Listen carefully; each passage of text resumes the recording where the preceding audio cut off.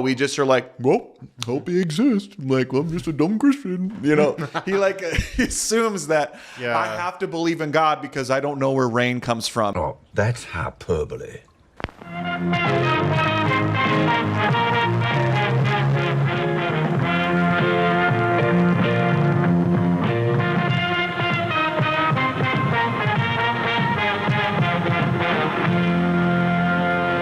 Welcome back, everyone, to Bridge the Divide, where we examine irrational beliefs, the irrational behaviors that often follow, and how with education, rationality, and reason we can bridge the societal divides that they create. Today, we're taking a look at a video from the channel Experience the Truth, which is the home of the Truth Has a Name podcast, which is hosted by Jim Biffert and Alex Preston. Jim and Alex are also pastors of the Bethel's Rock Church in Minneapolis. For a bit of theological context, Bethel's Rock Church is an Assemblies of God church. The Assemblies of God denomination being founded in 1914 and currently standing as the largest Pentecostal denomination in the world with around 86 million adherents. Now in this video, titled Angry Atheist Destroyed by Resurrection Evidence, host Alex Preston and his co-host, who I can only identify as Mike, respond to a TikTok video that makes some claims regarding their epistemology. Now before we dive in, I feel I have to tell you that this episode of these guys' podcast runs a little over 35 minutes, and to try and respond to every single thing they say, and it would likely result in a 2+ hour video. Fortunately for us, due to how the hosts comport themselves, they've ensured that we don't have to dig through every single minute of it in order to stay on the point. So without spoiling anything further, let's dive in and see exactly how Heckle and Jekyll here respond to the content. Today, we are talking to another angry atheist. I don't know why they are so angry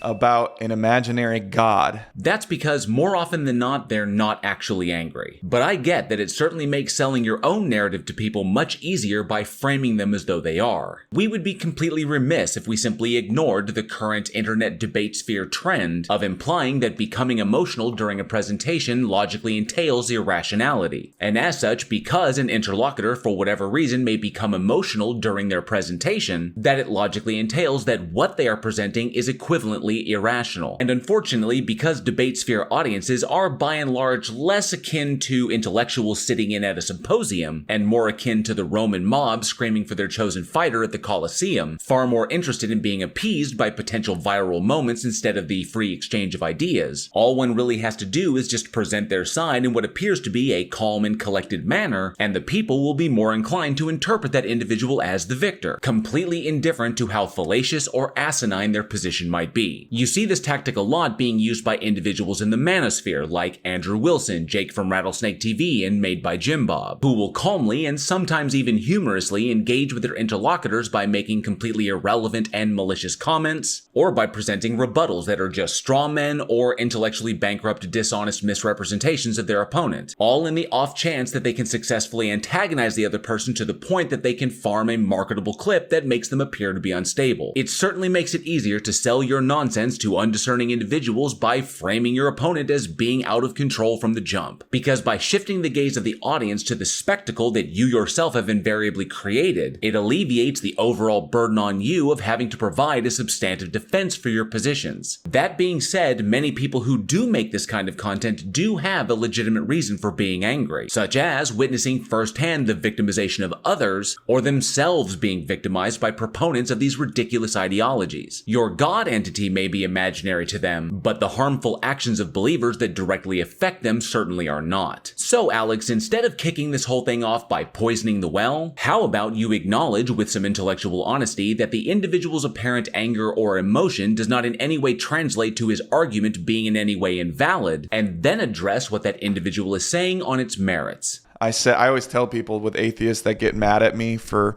proclaiming the gospel, I'm like, who's crazier?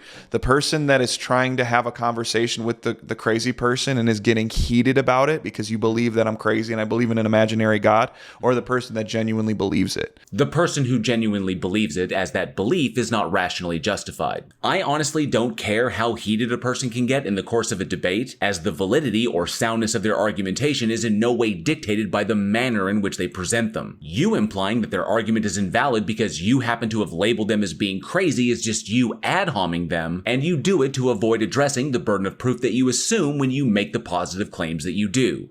Like, if you're in the position of understanding and you know, why are you getting so pressed about an imaginary God? It's always really interested to me. It's always interesting to me why they're so upset. If it was really interesting to you, then you wouldn't have preceded that statement with the implication that they were crazy. You just asked them why. And we're going to go ahead and skip ahead a little bit because it's just more Alex poisoning the well. Cue the video.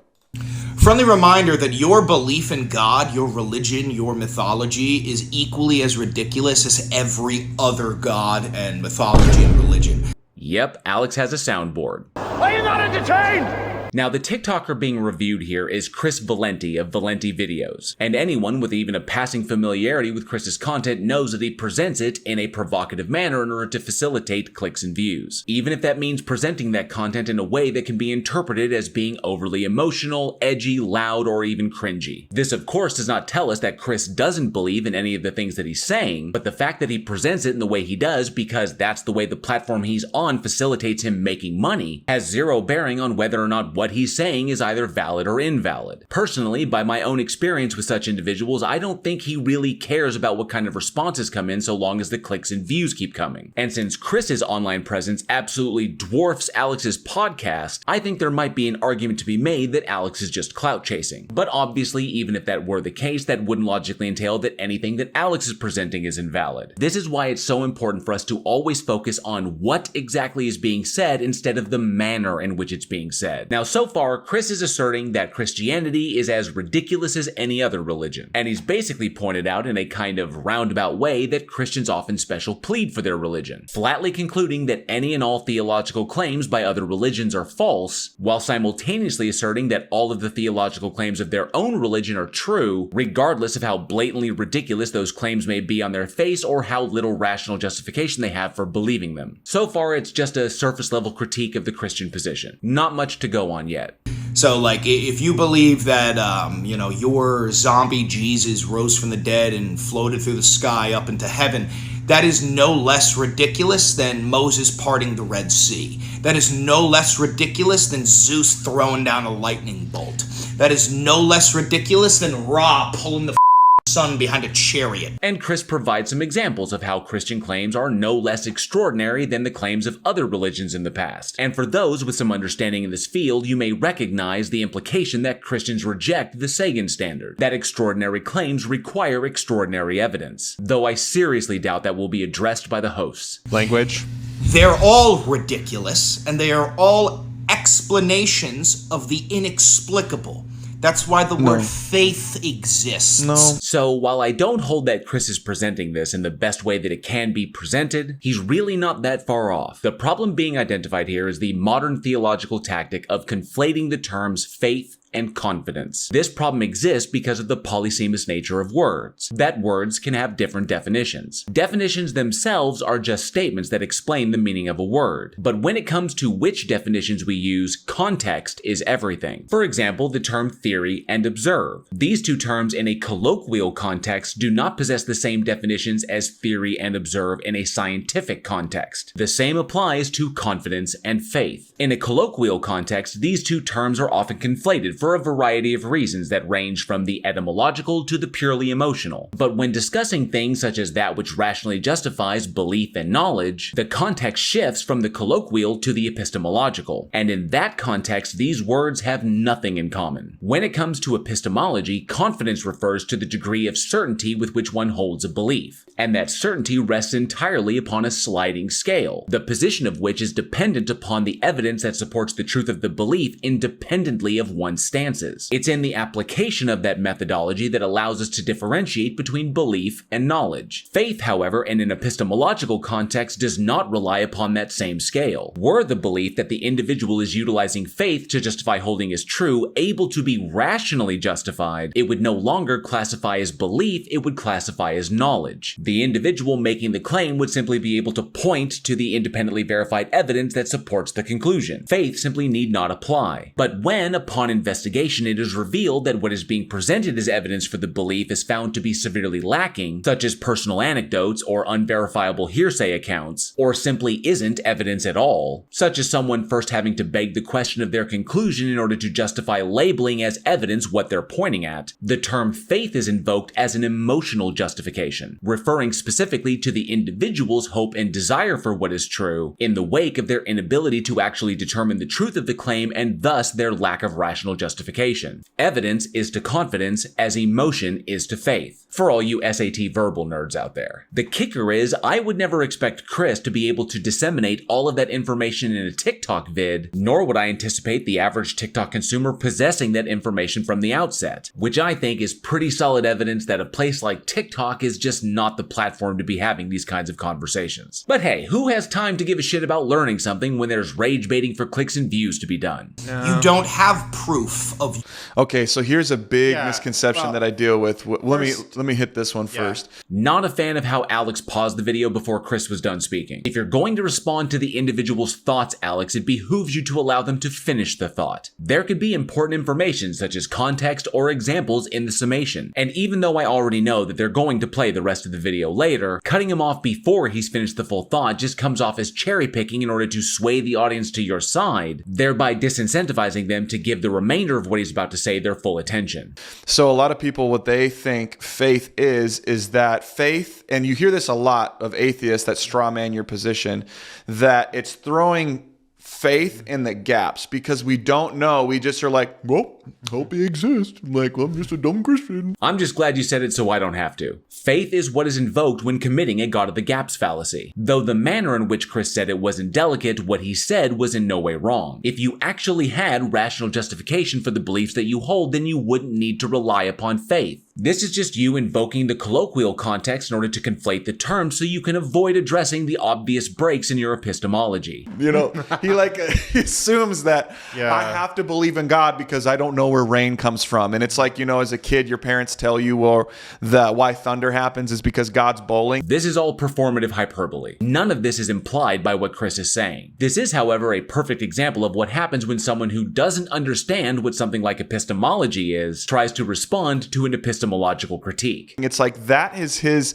his misconception of what he believes Christians are. It's not a misconception, you're just failing to grasp what he's putting down. That being said, Chris isn't exactly putting it down in the best way either. But it would be kind of ridiculous for me to blame him for your lack of philosophical acumen. Faith, that's not what it is. Faith is having confidence and assurance of what you don't see because you know a God that when he intervenes in creation, supernatural things happen in the natural world. You just fucked up, Alex, and you don't even know it. But let's go over it one more time so I can parse it out for you. You start your rebuttal by invoking Hebrews 11:1, which, by the way, confirms the emotional aspect being appealed to for faith claims. Faith is having confidence and assurance of what you don't see. You don't know for a fact that it is true. You hope that it is true. No epistemic standard involved, no rational justification presented. But then you go on to say this.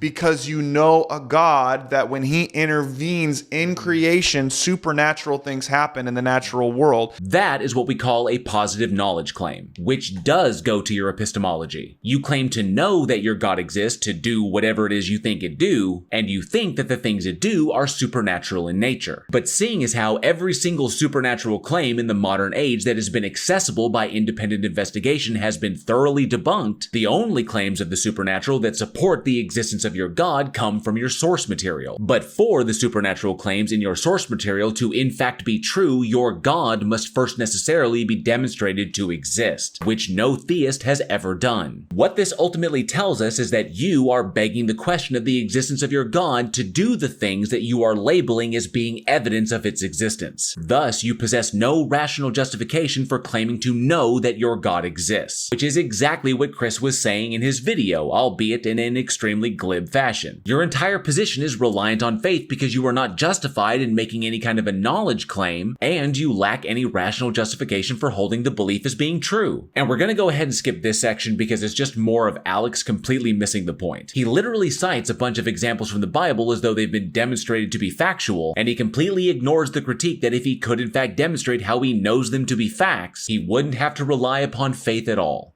Also, this isn't the age of the new atheist anymore. Just being condescending to religions is not an argument against religion. The fact that the new atheists were often antagonistic in their rebuttals says nothing as to the validity of their rebuttals. Fundamentalist evangelicals have for decades pushed their nonsense onto the public without a single consideration for the potential harm that their rhetoric can cause for the outgroup, and have done so in ways that range from completely disenfranchising minority groups through hate preaching to outright violations of the Constitution of the United States. But suddenly, when the time comes that non-believers finally stop shrugging it all off, throw down the gauntlet, and give as hard as they've gotten over all these years, all you believers can do is piss and moan about the meta. Your implication that the manner of his presentation somehow invalidates what he is presenting is just another ad hom. Yeah, that doesn't work. That's what I tell people. I'm like, atheists, I'm like, why are you so mad at me? It's like, because your rhetoric causes very real harm in society. That you still, to this day, fail to recognize that fact is a key indicator that you are in a cult. And we're gonna skip this section because it's literally Alex wandering off into the woods on an anti-evolution rant. Basically, he admonishes people who acknowledge that evolution is the demonstrated fact that it is, which of course includes his fellow believers who also understand this, for simultaneously calling people who believe in the existence of a god crazy, which for the most part we don't do. But not only is his rant irrelevant to the topic at hand, he also fails to realize that it's a category error. So instead of defending his position, he instead chooses to present a tu quoque fallacy that is entirely predicated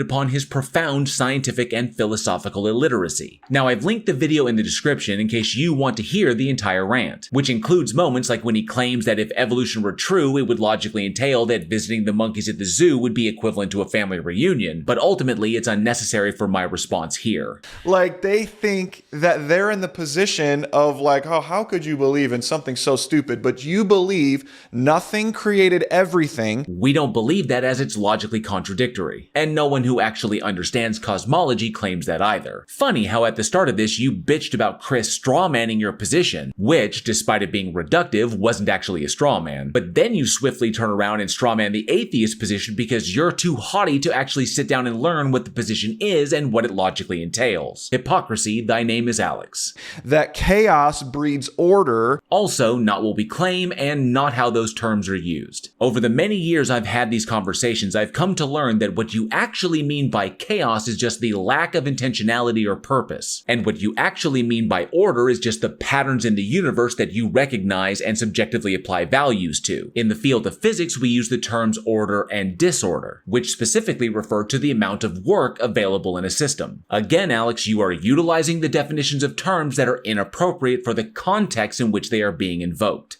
And that if you say that I'm going on a tangent here. You just can't help yourself. I'm going to land the plane here in a second. That gets me frustrated because you say faith is a matter of ignorance and just the inexplainable. We put faith in the equation and all of a sudden everything is okay. While not a totally nuanced depiction of what's happening, that is the brass tacks of it. That is, of course, Alex, until you're able to demonstrate that your God actually exists without begging the question. But you just put a large amount of years hoping that all of a sudden we now have an intelligently designed universe because you throw a billion years on it and maybe that'll solve your equation. Yeah, you're conflating ideas in separate worldviews, Alex. We don't conclude intelligent design because we do not hold that the proposition that the universe was created by anything is true. And we don't hold that proposition as being true because there is no evidence to indicate that any such thing actually exists. Rule of thumb, Alex, if you have to misrepresent your opponent's position in order to give your own position any credence, then your own position never had any credence to begin with. And so you do the same thing I do. We don't. You honestly just look more ridiculous as an atheist. And that's just an insult predicated upon your misrepresentation. Fuck, Alex, you are bad at this. So if you want to believe that, but be careful where you throw stones because you live in a glass house and you largely base your entire life off of a hypothesis. Nope, it's a scientific theory, not a hypothesis. If you legitimately understood the distinction between those two things, then you would realize how utterly stupid that statement was. Thus, we we don't live in a glass house. You're just pissed that we keep knocking yours down so easily, and then provide intellectual refuge for the individuals you try to indoctrinate into your cult. But I know, Alex, how exactly are you supposed to be able to keep your cult alive through the victimization of the vulnerable if we keep explaining to them how you're wrong? First world problems, am I right? I would argue, and we are going to present the evidence, that we don't live off of hypothesis. We live off of proved experiment. Appealing to an individual's claim about their personal subjective experience is only evidence that that individual had a personal subjective experience. It is not, however, proof that their interpretation of their experience accurately reflects reality. That's not how this works. I mean, could you imagine the societal horrors that would be elicited if that was the standard of evidence for our scientific and legal institutions? And while I know that your reflexive insertion of the term evidence there was just your desperate attempt to recover from the whole experience claim, there is no experiment that demonstrates the existence of any God. Because if there were, that individual would have long ago claimed the $1.4 million Templeton Prize. And we have historical evidence that would validate our faith. No, you have historical evidence that people existed and believed the same crap that you're convinced of. But there is a huge distinction between historical claims and theological claims. That an individual existed who likely inspired the character of Jesus as it appeared in the Bible is a historical claim. That specific individual was supernatural in nature is a theological claim. The probable truth of the former does not logically entail the truth of the latter. Not only does creation attest to his invisible attributes, that there is a God, that God himself says it's a no-brainer because my existence hits you in the face when you walk out the door. Terrible paraphrasing of Romans 1:20, and you're still begging the question. I can't help but point out, Alex, that so far you've spent more time preaching your nonsense than you have actually destroying this atheist. Maybe it's time we get back to your response. And almost 3 full minutes later, we actually do. Your God. You have faith. And anybody who believes they have proof that their God is real, or that their Messiah... proof? That your particular God doesn't exist. Yes, as a matter of fact, that you define your God in a logically contradictory way demonstrates that it cannot exist. So you either need to drop it entirely, or you can just redefine it. Unfortunately for you, the more you redefine it in order to avoid the problematic logical entailments, the closer you wind up pushing it towards unfalsifiability, which again would result in there being no rational justification for believing that it actually exists. ...was real, or that they know what happens in the afterlife. Anybody who... No, you believe what will happen because that's what's alluded to in your book. That's a claim that you're convinced of, not knowledge that you possess. ...believes that? Yes. You are lying to yourself. No, I'm not. You're lying to yourself. There is no... Classic argumentum ad Pee Wee Herman. That's the age range of the minds we're dealing with here. ...such thing. Yes, there is. Please provide the methodology that you utilize to determine that. That's kind of the whole point here, isn't it? Proof of God. Just wait. Just wait? Really? You do know that idle threats are the last bastion of the woefully incompetent, don't you, Alex? Proof of the afterlife. We're going to show you. Proof that any religion is correct. Because guess what? If you did have that proof, the word faith wouldn't exist. Is there an echo in here? But shout out to Chris for the excellent example of how to employ your critical faculties in response to these particular claims. Faith is believing in something despite the lack of evidence. If you could prove that your God is real, then it wouldn't be a whole lot impressive to pray to him. Now would it? That was pretty savage. So let's see how these two brainlets respond to it. Yeah, can you just... Why is he so angry, man? That's not a response, Alex. All Chris did here was use basic reasoning to undermine your entire position. So why don't you hike up your big girl panties and do what 1 Peter 3:15 commands you to do? Provide your defense. Unless, of course, your defense is to just feebly flail at the meta, which if that is the case, we'll just take the W now. Can you also stop using recycled Dawkins arguments? Yeah. There's a reason it's utilized over and over again, Mike. It's used over and over again because it completely undermines your position. And so far, not a single theist has been able to present anything that invalidates its utility as an internal critique. We've heard it.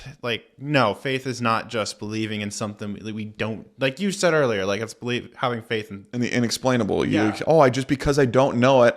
Well, maybe God could do it. So if you know it, please provide the methodology by which you were able to make that determination and then demonstrate for all of us how you know it to be the case. Faith is described, if you read in Hebrews, faith is the assurance and confidence of things we don't see, but it's confidence in a someone. You're just repeating the claim, Alex. You're not demonstrating how you know for a fact that the thing that you have confidence in actually exists to do the things you think it does. Which, by the way, was the point implied by the title of your video. And at this point, we're going to go ahead and skip everything that comes after this. All 16 excruciating minutes of it. And the reason we're skipping is because in all of that time, these two chuckleheads present nothing to defend their position. However, like I said before, if you would like to subject yourself to the entirety of the episode and independently confirm that what I'm saying here is correct, the link for this is in the description. But to sum up what they do here, they basically fill the void with a number of popular apologist talking points, and they commit a shit ton of logical fallacies. Honestly, if I think I went back and listened to it again, I'd fill up the entire bingo card. They present no evidence for the existence of their God. They present no evidence for the truth of the resurrection, which is what the video said they were going to do. They present no experiments. They just ramble on, repeating claim after claim after claim after claim. And not once do they provide any kind of a justification beyond appeals to their faith for why they hold the position that the passed down mythology that they've been indoctrinated to believe in true is in fact the case. Which, by the way, Alex, because you seem to have forgotten it, was the one single point that Chris was trying to convey in his video that you responded to. So they didn't even do what the title of the video said they were going to do. Essentially, the only way one could actually consider their video as destroying the atheist is if one went into the video already holding that the host's positions were true. What these two dipshits are doing here on this podcast is in no way epistemology. Hell, it doesn't even qualify as performative apologetics. This crap right here is just the deeply and toxically ignorant preaching to the deeply and toxically ignorant. Now, when it comes to bridging the divide, it's important to recognize where the focus really lies in terms of my response here. The existence of ignorant individuals spreading misinformation like Alex and Mike here is not the important takeaway. The important takeaway here is recognizing an echo chamber when you see it and learning how to avoid inadvertently finding yourself in one. Echo chambers do exactly what they say they do. They bounce the espoused ideas back and forth between the individuals within it, and they are designed to weed out and exclude any kind of critical pushback. This is why it is paramount to always be willing to ask questions. To quote Raymond Franz, who was a believer who was disfellowshipped by the Jehovah's Witnesses for daring to criticize their controlling edicts, truth has nothing to fear from open discussion, any reason to hide from careful scrutiny. Any teaching that has to be shielded from such investigation does not deserve to be upheld. Put simply, if something doesn't make sense, do not hesitate to question it. And if anyone ever tells you that asking questions is inappropriate, you better believe that that's what you need to be doing. It's in recognizing how the lack of intellectual honesty pervades the behaviors of these associated individuals that is the first sign that your next stop should be the exit. These two goons here are just a drop in the bucket. Two guys just equally ignorant and equally convinced of the same ideology. And all they have done here is successfully managed to create a space for other credulous believers to find some solace in. They created an echo chamber. And the fact that they did this is the first red flag that these two chuckleheads are in no way interested in actually knowing what is true. Because the only thing you will ever get out of an echo chamber is the unchallenged self-validation it is designed to give you. Thank you all for watching. I hope you enjoyed the video, and if you did, please like, share, and subscribe, and hit that bell for notifications. And be sure to leave a comment below. I love reading your responses, and those interactions help with the dreaded algorithm. Don't forget, August is National Immunization Awareness Month. The link to where you can support these important efforts is down in the description. And if you like what you saw here and would like to support this channel further, links to channel membership and to get yourself some official Bridge the Divide gear are also in the description. Once again, a massive thank you to each and every one of you for continuing to support this channel, and as always, be safe, be excellent to each other, and together we can bridge the divide.